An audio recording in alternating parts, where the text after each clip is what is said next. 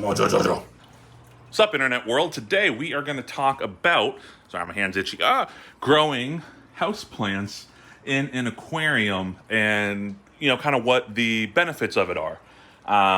So to kind of jump right into it, the benefits of a houseplant in an aquarium, same thing as the benefits of if you had a planted tank, so if you had, all live plants in here, what those plants are going to do is they're going to help to filter the water. So they're going to help to remove, ammonia and nitrates, because that's basically fertilizer for them, and help keep your tank nice and healthy. That being said, one, live plants in an aquarium, it can be tricky. There, of course, are very easy plants to do. But typically it's a little bit more of a process and more upkeep.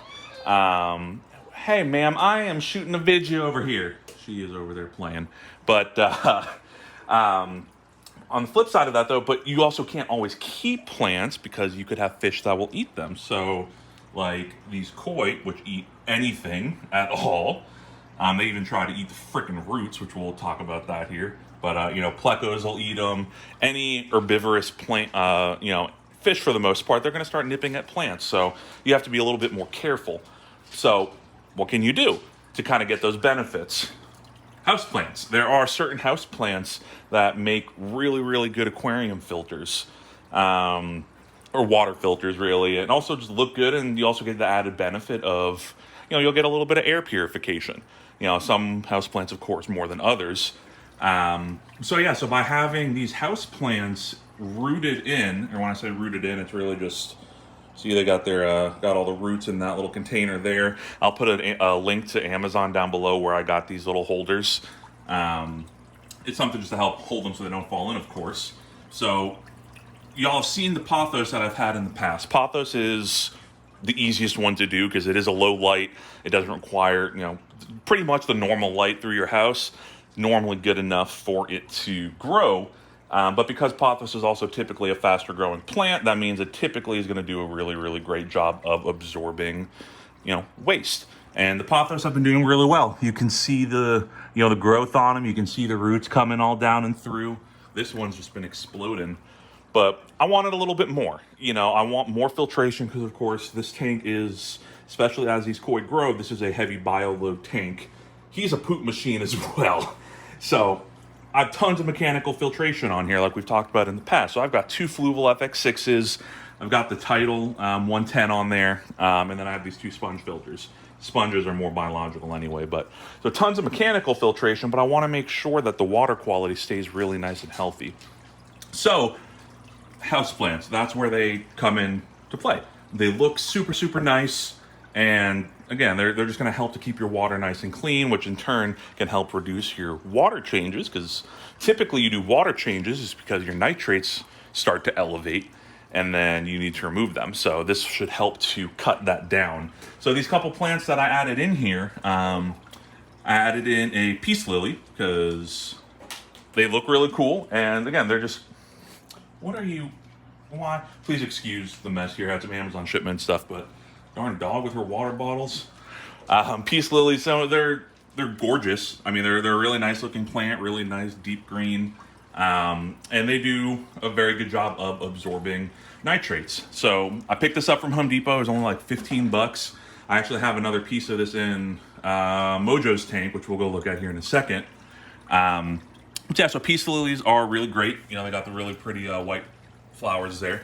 Now these are going to require more light than what a pothos would, hence why I've got a light up here. This is just some like little $30 LED light that I got off of Amazon, and you can mess with the color, temperature, brightness, all sorts of fun stuff.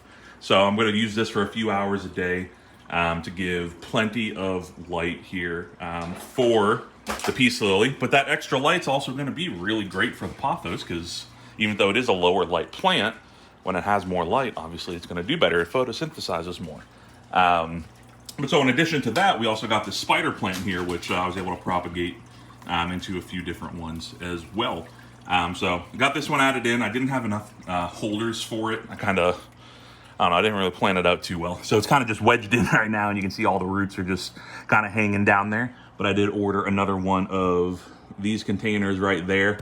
So I can stuff all those roots in. Because like I said, these koi, they like picking at the roots because they eat anything and everything. So, you know, they can pull some roots off, which you don't want. Granted, thankfully, a lot of these roots are thicker, but still, don't want that. And honestly, I don't really want a whole ball of roots just chilling right there. To me, it's a little bit of an eyesore. So by putting into one of those, it's going to look a lot nicer. It's going to help to keep it contained, and it's still going to allow tons of water flow through. As you can see, there's holes on the front, the side, and the back. So tons of water flow can go through it. The roots can then grow out of it, which also makes maintenance pretty easy, because the only maintenance I'm going to have to do on these is when the roots start to get really long, just give a little haircut, just a little trim on the roots. If any of this starts to overgrow and get too big, yeah, I can propagate it, and it is super easy. So houseplants are just, when you get the right ones, do your research. There's a whole bunch of different ones you can get. Again, pathos is the best one to start out with. There's also different philodendrons. There's monsteras that are really good. Some of the smaller leaf monsteras. I'm not a huge plant nerd, so I'm just kind of going over the few that I know of that are very good. But yeah, so hopefully these are going to do really well, and they look really nice, especially like as this grows. It's going to grow just really nice leaves, get more of the white flowers, and just give it a little bit more like a jungly look. Let's kind of back up a little bit here, and yeah, it just looks super nice. So, hey, big boy, this dude is really just the coolest freaking fish. But yeah, so let's go take a look at the other couple tanks and how their plant setups are. And yeah, see you in a second. Alrighty, we are in the other little fishy area. So one thing I didn't mention, so when you get these plants home, you're gonna want to, really? These darn dogs, man. Of course, you need to carefully pull the plant out of the pot, and then you need to carefully break all of the soil off, rinse it all off really, really, really well, because you don't want any of that soil. Will you stop? You don't want any of that soil or the fertilizer potentially getting into the tank, because that can just be no bueno. So you want to be really careful with that. And then for different ways to propagate and stuff, I mean, just watch YouTube videos. Again, I'm not an expert on it by any stretch, and I forgot to record. So let's take a look at these tanks here. So in our 90-gallon, with our boy Mojo Jojo, who you can see is doing wonderfully. Definitely has settled in very, very well. Please excuse the water level is a little low. Get a lot of evaporation in here, and it's just about water change day anyway, so not too terrible of a thing. But yeah, Mojo's a good boy. So this is another tank that's not nearly the same bio load as what the 120 is out there, but having a big flower horn, who he's going to double in size. Flower horns get 12 inches, but I also have those two plecos in here as well, which you can't really see them. They're hiding back there. But so again, same thing in here. We had pathos growing already, which has been doing super well. Kind of hard to see a little bit through the bubbles, but you can see all that root growth. So the pathos has been doing super, super, super well. We had a couple little propagations here of the peace lily, which you can see. Then just using the same thing we used to hold the pathos here, put a couple of them in there. We've got the roots. You can see the roots right back there with Mojo photo bombing. What a doofus. So that one's in there, should be doing really well. And then I've got, we have another piece of the spider plant here, which, should be doing super, super well. The only thing I'm going to really have to monitor in here is the light. This window is west facing, so in the afternoon, it does get a lot of light that pushes through, but it's kind of one of those things, got to be careful, because that light coming through, you don't want it hitting into the tank, because that's where algae growth can happen. Granted, the black background that's painted on here, it helps tremendously with that. So I kind of just have the blinds cracked a little bit. I'm going to kind of monitor it for a couple days and just kind of see how it does. Natural light in here is not bad. I mean, it definitely gets, decent light, but these guys might need a little bit more. So we're going to monitor that, and if it needs more light, let's turn this fan light back on. I can pick up another one of those LED lamps, but these should hopefully all grow in really nice. Yeah, it's just going to look really good and help keep this water nice and clean. Help get the the impurities out, the nitrates. Water is still a hair cloudy, which normal. It's a new tank, even though it is cycled. I have some cycled Seachem Matrix that I got added in from a local buddy here. Thanks a lot, Ryan. But there's still some tannins in the water too from that giant piece of driftwood, so which is kind of just murking up my water a little. I ordered some Seachem Purigen. That's for another video. So that should hopefully get nice and cleaned up.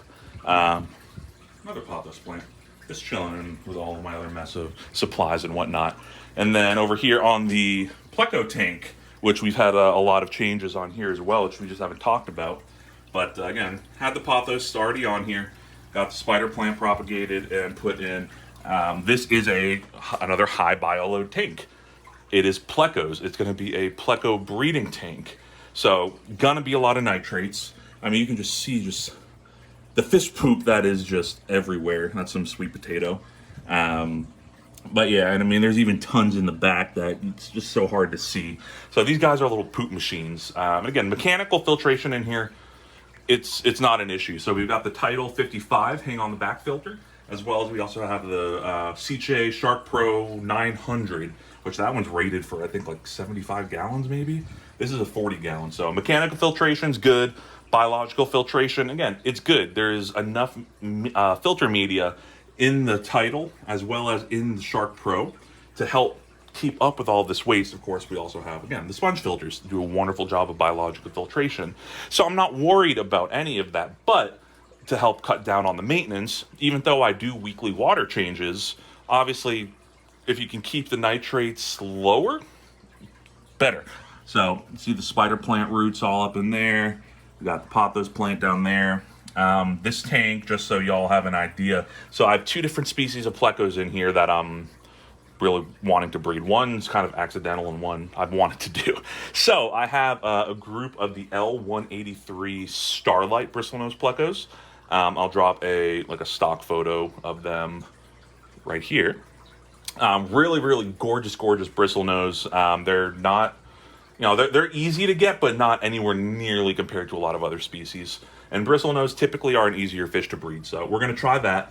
But then I also have some of the L398, basically like tiger plecos, essentially. You can see one guy right there. It might be easier said than done for me to try to... Well, that is one. Okay, I wasn't sure if that was a bristlenose or a tiger. But I got a few of these in here at the auction that I went to, the Atlanta Area Aquarium Association a couple weeks ago. There was a group of 5 of them, really good size and honestly, I want them for 50 bucks. So, I mean, how can I say no to that? So that's the plan in here. We'll talk more about breeding them at a later daytime. And then down here, this is something new as well. I'm actually going to set up a little shrimp breeding tank. I'm going to try and breed some Blue Dream freshwater shrimp. Because one, I just like having tanks, so I'm going to... Just being able to set up another tank and just something else to look at is great. But also just make an extra few bucks. Freshwater shrimp are super, super easy to breed. The Blue Dream are one of the ones that are in a higher demand. They go for a few bucks a shrimp. So I figured just something to add in a few bucks just to kind of help pay for the hobby.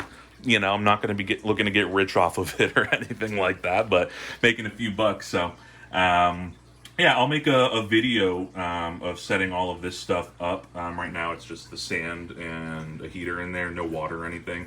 Waiting for a couple things to come in the mail before I actually start setting that up. But anyway, back to the houseplants. So yeah, houseplants, they look really great. They do a great job of helping to keep your water filtered and clean and no nitrates. So it's a great, great, great thing. Share your favorite down below. Whatever houseplant you like. If you've already planted some in your tank and you've had a lot of success with them, let me know. I'll still probably add another 1 or 2 plants into these tanks with time. If you have not subscribed just yet, I would very much appreciate you to do so. Helping the channel grow and helping more people see my videos. It helps. I enjoy being able to talk to y'all and sharing the knowledge and just having a bunch of fun with everyone. So love grow the channel out, have more people see and enjoy it. Please like and comment on the video so it can be seen even more from the wonderful Facebook algorithm. Don't make Mojo Jojo upset. Sorry, buddy, I moved a little quick. Mojo Jojo. What a goofball, man. Oh, I love that fish. All right, y'all. See you on the next one.